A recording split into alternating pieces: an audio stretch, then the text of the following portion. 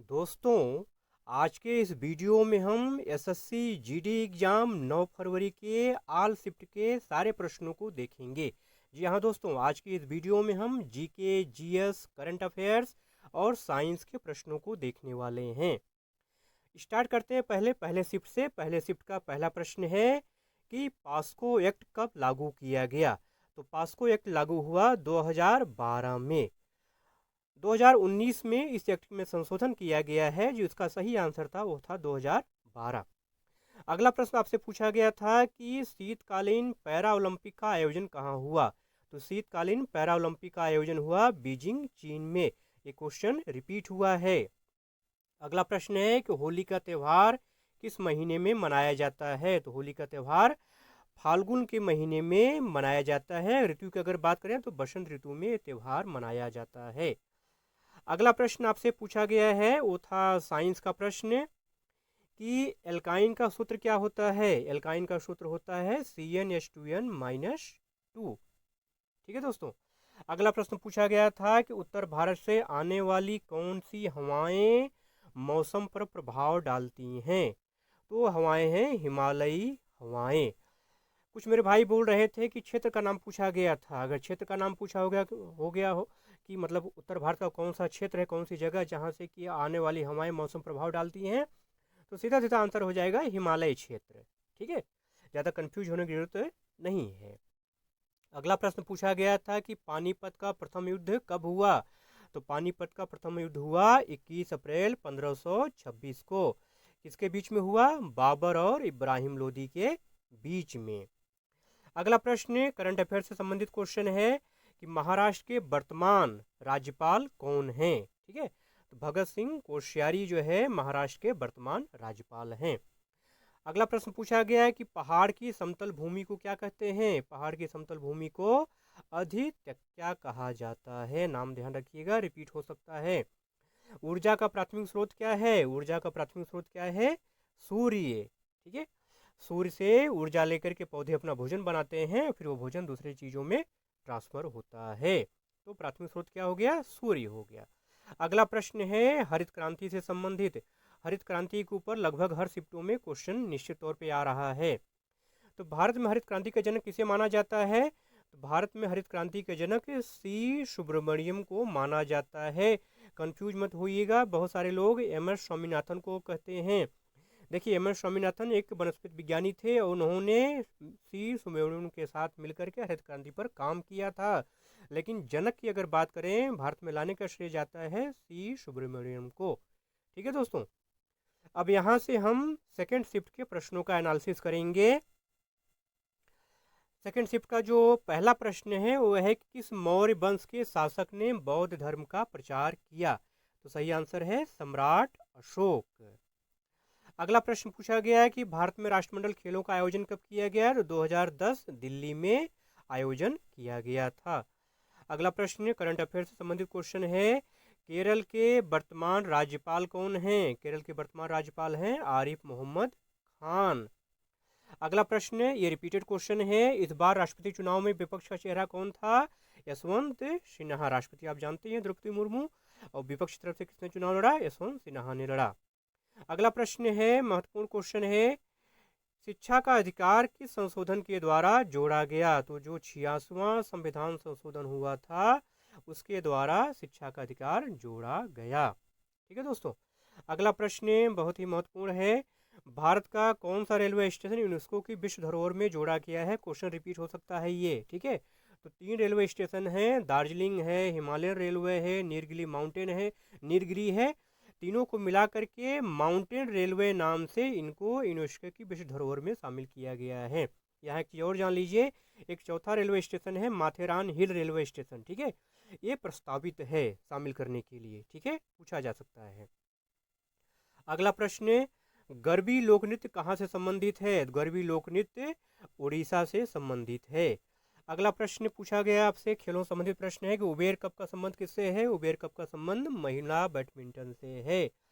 जन स्वीकृति योजना कौन सी है। प्रधानमंत्री जनधन योजना को हम जन स्वीकृति योजना के नाम से जानते हैं। दोस्तों, अब यहाँ से हम थर्ड शिफ्ट के प्रश्नों को देखेंगे। लेकिन मेरे जो भाई चैनल पे नए हैं, पहली बार वीडियो देख रहे हैं, वो प्लीज़ चैनल को सब्सक्राइब जरूर कर लीजिएगा और लाइक शेयर भी प्लीज़ जरूर कर दीजिएगा। चलिए थर्ड शिफ्ट का पहला जो प्रश्न है, आईआईटी की स्थापना किस पंचवर्षीय योजना में हुई? तो पहली पंचवर्षीय योजना में देश में आईआईटी की स्थापना हुई थी। पहली पंचवर्षीय योजना कब से थी? 1951 से लेकर 1956 तक पहली पंचवर्षीय योजना चली थी। पहली पंचवर्षीय योजना का लास्ट में आकर के ये देश में 5 आईआईटी की स्थापना की गई थी। ठीक है, तो सही आंसर क्या हो गया? पहली पंचवर्षीय योजना। अगला प्रश्न आपसे पूछा गया था कि सर्दियों में वर्षा किस कारण होती है?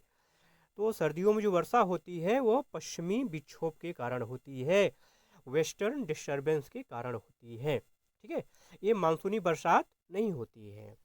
अगला प्रश्न मनरेगा से है। मनरेगा के ऊपर क्वेश्चन अभी आया था। ठीक है, कि मनरेगा में महिलाओं को कितने परसेंट आरक्षण मिला हुआ है? तो 1/3। ठीक है, अब आज आपसे पूछा गया है कि मनरेगा की शुरुआत कब हुई? तो मनरेगा की शुरुआत हुई 2 फरवरी 2006 को।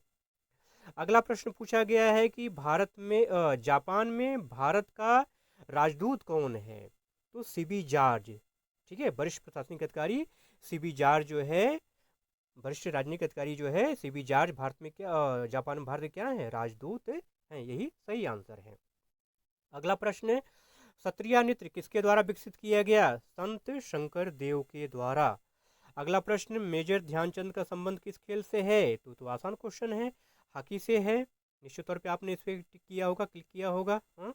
अगला प्रश्न, राज्यपाल की नियुक्ति किसके द्वारा होती है? राज्यपाल की नियुक्ति राष्ट्रपति के द्वारा होती है। अनुच्छेद की अगर बात करें तो अनुच्छेद 155 में राज्यपाल की नियुक्ति के संबंध में दिशा निर्देश दिया गया है। अगला प्रश्न की अगर बात करें तो लघु संविधान संशोधन किसे कहा जाता है? महत्वपूर्ण क्वेश्चन है ये। तो 42वां जो संविधान संशोधन हुआ था 1976 में, उसी को हम लघु संविधान संशोधन के रूप में जानते हैं। इससे गवर्नमेंट को काफ़ी अधिकार प्राप्त हुए थे। अगला प्रश्न है, करंट अफेयर संबंधित क्वेश्चन है कि बिहार के वर्तमान मुख्यमंत्री कौन हैं? बिहार के वर्तमान मुख्यमंत्री हैं नीतीश कुमार। राज्यपाल के बारे में नहीं पूछा गया है, पूछा जा सकता है। बिहार के राज्यपाल कौन है? इसमें श्री फागू चौहान बिहार के राज्यपाल हैं। अगला प्रश्न, अंत्योदय अन्न योजना की शुरुआत कब हुई? अंत्योदय अन्न योजना की शुरुआत हुई सन 2000 में। चलिए दोस्तों, यहाँ से अब हम फोर्थ शिफ्ट के प्रश्नों का एनालिसिस करेंगे। ज़्यादा बकबक न करते हुए टू द पॉइंट बात करते हैं, सीधा क्वेश्चन और आंसर। अनुच्छेद 76 का संबंध किससे है? अनुच्छेद 76 का संबंध महान्यायवादी की नियुक्ति से है। अगला प्रश्न, कुषाण वंश की दूसरी राजधानी कहाँ थी? कुषाण वंश की दूसरी राजधानी थी मथुरा। पहली कहाँ थी? पेशावर थी। मतलब कुषाण वंश की 2 राजधानियाँ थी, मथुरा और पेशावर। अगला प्रश्न, क्षेत्रफल की दृष्टि से भारत का सबसे छोटा पड़ोसी देश कौन सा है? तो है भूटान। अगले प्रश्न की अगर बात करें तो विश्व हरित क्रांति के जनक नॉर्मन बोरलॉग को कौन सा पुरस्कार दिया गया? तो उनको नोबल शांति पुरस्कार प्रदान किया गया 1970 में, हरित क्रांति के जनक के तौर पर। ठीक है, भारत ने उनको पद्म विभूषण से सम्मानित किया। ठीक है दोस्तों, ध्यान रखिएगा इसको। वर्तमान विदेश सचिव कौन है? विनय मोहन क्वात्रा। अगला प्रश्न देखते हैं, गणगौर त्योहार किस देवता को समर्पित है? देखिए पिछले दिनों क्वेश्चन आया था, गणगौर त्योहार किस देवी को समर्पित है? ठीक है, आज पूछा गया किस देवता को समर्पित है? तो शिव जी। ठीक है, सम्मिलित रूप से अगर हम बात करें गणगौर त्योहार में किस की पूजा होती है, तो शिव और पार्वती की पूजा होती है। अगला प्रश्न, मेजर ध्यानचंद का संबंध किस राज्य से है? तो उत्तर प्रदेश से है। उत्तर प्रदेश, इलाहाबाद, वर्तमान में प्रयागराज। ठीक है, अगला प्रश्न, चारू माथुर किस नृत्य से संबंधित हैं? चारू माथुर मणिपुरी नृत्य से इनका संबंध है। अगला प्रश्न महत्वपूर्ण है, कंफ्यूजिंग है थोड़ा सा। 1885 में भारतीय राष्ट्रीय कांग्रेस के अध्यक्ष कौन थे? तो देखिए व्योमेश चंद्र बनर्जी। बहुत सारे मेरे भाई ए.ओ. ह्यूम को टिक करके आते हैं, लेकिन नहीं, भारतीय राष्ट्रीय कांग्रेस के जो पहले अध्यक्ष थे वो थे व्योमेश चंद्र बनर्जी।